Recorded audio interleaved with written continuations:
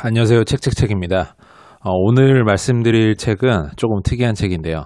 제가 그동안 말씀드렸던 책들과는 조금 다른 그런 책을 말씀드릴까 합니다. 최근에 그 기사 보셨나요? 화성 연쇄 살인 사건에 대해서. 그래서 화성 연쇄 살인 사건의 용의자가 잡혔다까지는 아니지만 DNA가 3건이 일치했다라고 이렇게 나와 있더라고요. 보니까 이제 거의 진범으로 확인이 되는 것으로 보이는데 국과수에 이제 검사를 계속해서 지금 이제 좀 4차, 5차, 6차 뭐 계속해서 남았다고 하는데 되게 신기한 게 이미 청주 처제 살인 사건이라는 걸로 해서 아무튼 처제를 살인해서 교도소에 복역하고 있고 굉장히 좀 모범 복역수라고 하는 그렇게 교도소에서 되게 모범적으로 이렇게 살아왔는데 모범적으로 살인마가 살아왔다고 하니까 좀 이상하긴 하네요. 어쨌든 그 사람이 이제 전혀 그 화성 사건과는 연관이 없었다고 생각했는데 어떻게든 이제 발견이 됐겠죠. 그래서 그런 사건들과 관련해서 그리고 또 이런 뉴스들을 보면서 좀 이게 되게 예전에 그 영화를 봤을 때 살인의 추억을 저도 그때 영화를 보고 나서 이제 굉장히 좀 임팩트가 너무 컸었어요. 지금도 가장 재미있게 본 영화를 꼽자면 좀 살인의 추억이 좀 손가락 안에 들어갈 정도로 5손가락 안에 들어갈 정도인데 그렇게 영화를 재밌게 봤지만 좀 씁쓸했던 거는 영화관을 나오면서도 또 씁쓸했던 이유 중에 가장 큰 이유는 이것이 실화를 바탕으로 했다는 점 그리고 또 실화를 바탕으로 했고 범죄자, 용의자가 살인마가 잡히지 않았다는 점 이 점에서 좀 뭔가 그 재밌게 봤으면서도 좀 마음에 한켠에 좀 찝찝함이 남아있는 그런 생각이었는데 그래서 아무래도 책을 소개하는 이 채널이다 보니까 관련된 내용을 한번 책으로 검색해 봤는데 막상 보니까 책이 또 있더라고요. 화성은 아직 끝나지 않았다라는 책이고 출판사는 생각의 나무라고 하는 출판사에서 나온 책인데 지금은 절판돼서 구하실 수는 아마 없을 겁니다. 절판이 된 이유도 있었겠죠. 왜냐하면 살인의 추억 관련해서 이제 영화가 나오고 그때 당시에 이제 굉장히 이슈가 되었겠지만 지금은 이제 많이 그 이슈가 사그라들고 사람들의 관심에서도 점점 멀어지면서 아무래도 좀 다루고 있는 내용이 밝고 긍정적인 내용이 아니라 살인에 대한 이야기 그것도 소설이나 이렇게 상상에 대한 이야기가 아니라 진짜 있었던 이야기고 또 미지의 사건으로 남아있는 것이기 때문에 사람들은 뭐 이런 것들에 대한 관심이 좀 멀어지고 보기 싫은 그런 내용들이 됐을 수 있겠죠. 그래서 아마 절판이 됐을 걸로 예상이 되는데 찾아보니까 이북으로는 볼 수가 있더라고요. 그래서 저도 좀 한번 읽어볼까라는 호기심에 읽어봤는데 다 읽어볼 수 없을 정도로 좀 고통스러웠어요. 내용 자체가. 이게 실제 사건이고 이 책 안에 뭔가 그 살인을 당한 피해자들의 사진도 있고 실제 형사들의 뭐 증언이나 생각이나 살인마를 꼭 잡아야겠다 이런 생각들 때문에 그걸 보면서 막 공감이 가면서도 마음이 아프고 너무 슬프고 막 분노가 생기면서도 끝까지 다 못 볼 정도로 고통스럽더라고요. 그래서 내가 이런 책을 읽어본 적이 언제 있었나라는 생각이 좀 들기도 하고요. 이런 류의 책을 잘 안 읽다 보니까. 그리고 소설 같은 거는 그 플롯의 이야기 구조에 몰입해서 그걸 보면서 뭔가 살인마에 대한 이야기 뭐 이런 것들도 되게 흥미롭게 미스터리로 이제 그 생각이 들게 되는데 아무래도 이건 진짜 있었던 일이다 보니까 역시나 쉽지 않았습니다. 보는 게 참 쉽지 않았는데 이렇게 말씀드리는 이유는 좀 더 다양한 시각에서 이런 책도 있다. 그리고 아직 좀 이 사건이 되게 이미 공소시효가 지나서 이 범죄자가 DNA가 일치해서 화성 연쇄살인 사건의 범인으로 확정이 되더라도 처벌할 방법이 없다고 합니다. 이미 공소시효가 지나서. 그래서 이런 것들은 정말 좀 문제가 있지 않을까. 이렇게 극악무도한 살인마를 공소시효가 지난 이 룰대로 하는 이 규정 때문에 어떻게 처벌을 하지 못한다는 거는 너무 안타까운 마음이 들고 너무 좀 분노가 있는 그런 부분이죠. 그래서 그런 생각이 들어서 한번 이 책을 보게 됐고 한번 소개를 잠깐 짤막하게 드려볼까 합니다. 한번 보시죠. 네, 절판된 책이고 전자책이다 보니까 이렇게 노트북으로 좀 봤는데 노트북으로 보여드릴 수밖에 없어요. 그래서 한번 보시겠습니다.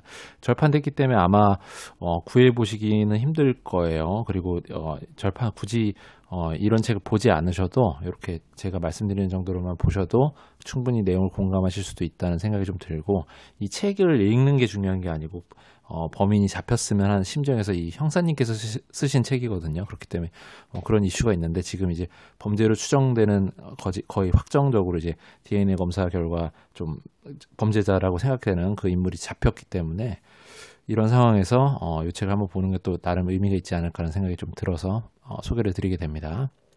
책 보시면 하승균이라는 이제 경찰 형사분이 쓰신 책이고 2003년에 나온 책입니다. 꽤 시간이 많이 흘렀죠. 그래서 실제 이제 형사님이 쓰신 책인데도 불구하고 읽어보면 굉장히 좀 분석적이고 글도 좀 되게 잘 쓰시는 분인 것 같아요. 되게 똑똑하신 분인 것 같습니다. 네, 여기 머릿말 부분인데 이런 생각 한번 해보신 분 있을지 모르겠습니다. 살인의 추억이란 영화가 우리가 굉장히 재밌고 인기가 끌었지만 이 살인의 추억에 나온 이 화성 사건을 실제 담당하고 있던 형사님들도 아마 이 영화를 어디선가는 보셨을 거예요. 이 영화가 개봉했을 당시에. 근데 이 영화를 보시고서 어떤 느낌이 들었는지에 대한 게 나와 있어서 한번 보겠습니다. 이 영화를 보시고 그런 느낌이 드셨대요. 아, 역시나 보면서도 그 피해자들에 대한 얘기가 나오는 게 너무 공감 가면서 눈물이 다시금 흐르고 반드시 범인을 잡고야 말겠다 이런 생각이 드시면서 이런 생각이 드셨답니다.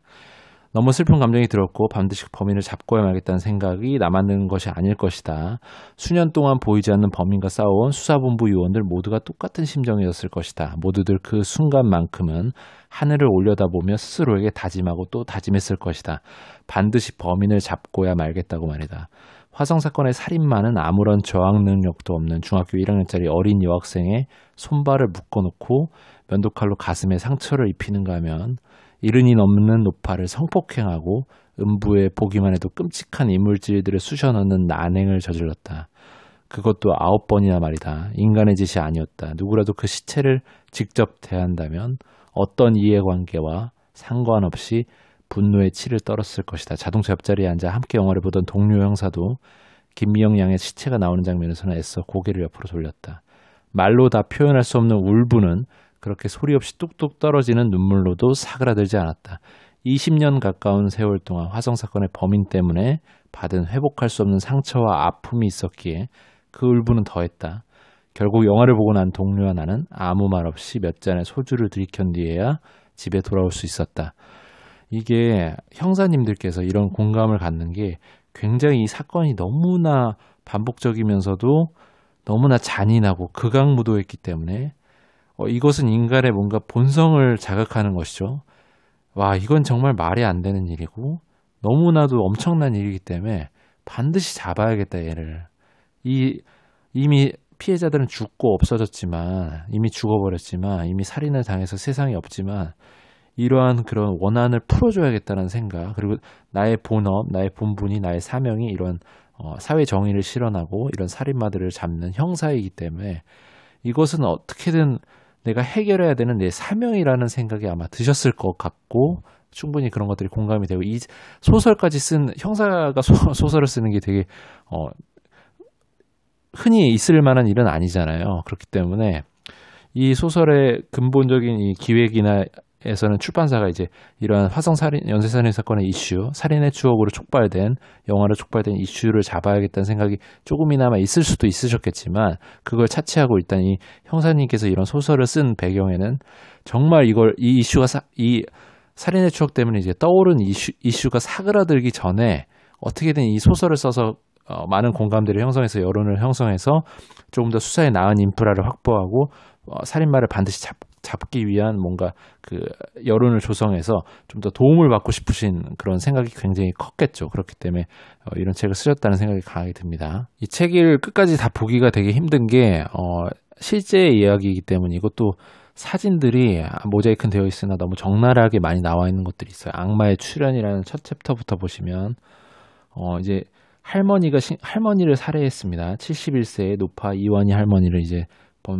범인이 살해했는데 여기 보시면 이런 사진이 이렇게 나와 있어요. 이게 이완희 할머니의 사체 이런 것들이 나와 있고 살인의 추억에서도 처음에 시작됐던 이 화면이죠. 화면과 비슷하게 구도가 되어 있는 발견했던 장소들 또 박현자 양의 사체라고 해서 이렇게 또 시체가 나와 있는 사진들 더 보여드리기가 힘들 정도면 이렇게 이런 것들. 네, 여기 보시면 이렇게 피해자들의 소지품 사진들도 있고 또 다른 이계선 양의 시체, 또 다른 사람을 죽인 이 시체가 또 이렇게 실제 사진이 이렇게 나와 있고요. 이건 또 다른 범인의 행적인데 죽이고서 결박했던 그런 모습들을 또 보이게 되는 그런 사진들이고, 여긴 또 한 구의 사체인데 남편한테 건네주려던 우산을 이렇게 옆에 끼고서 이렇게 이런 사진이 있습니다. 이런 것들 때문에, 이런 내용과 이런 사진들 때문에 너무나 보시는 책을 다 볼 수가 없을 정도예요. 내용이 너무 슬프고 너무 분노가 일으키지고 마음속에서 울분이 생기고, 어떻게 이런 일이 있을 수가 있었을까라는 생각이 들면서, 이건 너무나 허망하고 어떻게 너무 가까운 데서 일어난 일이죠. 경기도 화성이니까요. 서울에 살고 수도권에 많이들 사시기 때문에 아마 화성이나 그 근처에 사시는 분들 정말 깜짝 놀랐을 거예요. 내가 살고 있는 지역에서 이런 일이 어떻게 일어날 수 있었을까라는 그런 생각들. 네, 여기에는 이제 형사님께서 생각하시는 범죄자의 체형과 인상에 대한 부분인데, 굉장히 좀 이론적으로도 많은 공부를 하신 그런 내용도 또 볼 수 있는 흥미로운 지점이어서 한번 보겠습니다. 내게는 오랜 세월 동안 형사 생활을 해오면서 일종의 몸으로 체득한 범죄 유형별 기준이 있다. 물론 이와 같은 주관적인 기준이 때로는 사건 해결에 장애가 되기도 한다. 선입견이 생겨서 좀 장애를 맞지 않는 경우도 있다는 얘기인 거죠. 그만큼 시야가 좁아지는 우를 범할 수도 있기 때문이다. 하지만 그렇다고 해서 경험 자체를 의도적으로 무시할 수는 없다. 어느 정도 거리감을 두고서 판단할지언정 경험만큼 다른 사건에 도움을 주는 것도 없기 때문이다. 경험이 오히려 사건 해결에 있어서 판단력을 잃지 않도록 도와주기도 한다. 이제부터 그 얘기를 해보자. 우선 그동안의 경험에서 내가 얻은 사건 유형별 범인의 성격과 체형을 간략히 소개하겠다. 이런 기준이 화성 사건의 경우에는 어떻게 적용될 수 있을지 생각해보는 것도 흥미로운 분석이 될 것으로 믿는다. 물론 이 기준이 절대적인 것은 아니다. 여기 보실게요. 사기범의 경우에도 체형이 비만인 사람이 많다. 보통 사교적인 성격에 치밀함도 갖추고 있다. 자기 노출, 이런 자기에 의시되는 그런 것들이 좀 심한 편이다. 살인범의 경우에는 그 동기를 중심으로 해서 원한이나 치정에 의한 살인, 강도살인 등으로 구분할 수 있다. 여기서 원한이나 치정에 의한 살인은 특징적인 체형은 없으며 대부분 단독으로 범행을 저지른다. 그리고 특이한 것은 이처럼 원한이나 치정에 의한 살인의 경우 범인을 알고 있는 사람은 그 측근일 때가 많다. 강도살인은 주로 밤 시간에 남의 집을 침입해서 금품을 빼앗거나 살인을 하는 그런 형태가 많다, 이런 얘기하고 있고, 여기 보시면 롬브로소라는 학자가 있는데 생리적 범죄인설이라는 게 있었다고 해요. 그러니까 사람이 태어날 때부터 범죄의 그런 형태나 체형을 갖고 태어난다는 그런 주장인데, 이 주장에 의하면 이마와 광대뼈, 턱이 튀어나온 사람은 선천적으로 범죄인상이라는 것이다. 그리고 대체적으로 이들은 체구가 크고 못생겼다고 한다. 물론 이 같은 주장은 100년 전의 관찰에 기초한 것이다. 그때와 지금은 체형을 단순히 비교할 수는 없다. 특히 화성 연쇄살인범과 같은 잔혹한 범인은 의외로 왜소한 체구를 가진 자가 많다. 일례로 70년대 희대의 연쇄살인범 김대두는 168cm의 키에 65kg의 작은 몸집이었다. 그리고 2001년도에 있었던 사건 가운데 과천에서 친부를 살해하고 그 시체를 밤새 토막내어 쓰레기통에 버린 김모근의 키는 170cm였고 몸무게는 68kg이었다. 역시나 좀 비슷하게 왜소한 체구를 가진 사람들이 경험적으로 좀 많았다라는 형사님의 얘기를 볼 수 있고, 그런 것들을 이제 판단하기 전에 이런 롬브로소와 같은 학자들의 얘기들도 이제 알고 계시는 상황이었고, 여러 가지 경험적인 판단 그리고 논리적인 판단을 해봤을 때 범죄자는 어떤 형태가 될 것이다라는 걸 좀 생각해 볼 수 있다, 이런 얘기를 해주고 계신 거죠. 그러니까 범죄자를 아직 못 잡은 상황에서 체형과 인상을 다양하게 한번 보고 생활 환경이 어땠을지도 한번 추측해 보고 이런 것들, 그리고 이런 종합적인 분석을 바탕으로 과연 누가 범죄의 용의 선상에 있을 것인가를 계속해서 고민해 오셨던 거죠. 네, 이 부분은 이제 범죄자들의 심리에 대한 부분에서 이제 나온 부분인데, FBI 수석 심리 분석관인 로버트 K. 레슬러라는 사람이 있었대요. 레슬러가 진행한 면담에서 강간범이나 살인범이 난폭한 행동을 하게 되는 가장 중요한 요인이 바로 어린 시절의 충격 때문이라는 건데, 이런 것들은 이제 비정상적인 사고방식을 계속해서 어린 시절에 갖고 있고 그것들을 이제 거듭해서 키워나가는데 문제가 있었다는 얘기를 해주고 있습니다. 그래서 살인범들은 보통 이런 식으로 동기부여를 받는다는 얘기가 나와요. 나는 살인을 하기 훨씬 전부터 내가 살인을 하게 되리라는 것과 일이 그런 식으로 끝나게 되리라는 것을 알았습니다. 이런 식으로 얘기했대요. 여러 사람을 살해했던 이 살인범이 한 말이라고 하죠. 이런 환상들이 너무 강했고 또 너무 오래 지속됐고 너무 정교했다. 굉장히 공포스럽죠. 분석관이 면담했던 살인범들은 대부분 이런 환상을 가지고 있었다고 합니다. 그래서 어린 시절이나 사춘기 때부터 이제 마음속에서 생각했던 것들을 실현시키려고 살인을 범하는데, 이렇게 사춘기 시절에 이런 살인범들이 혼자만의 세계에서 마음대로 이렇게 상상하고 난폭하게 상상하고 음란하게 상상하고 하는 그런 것들에 점점 빠져들고 하는 것이 문제가 되어 있었다는 거죠. 그래서 한 살인범이 이런 레슬러한테 이런 얘기도 했다고요.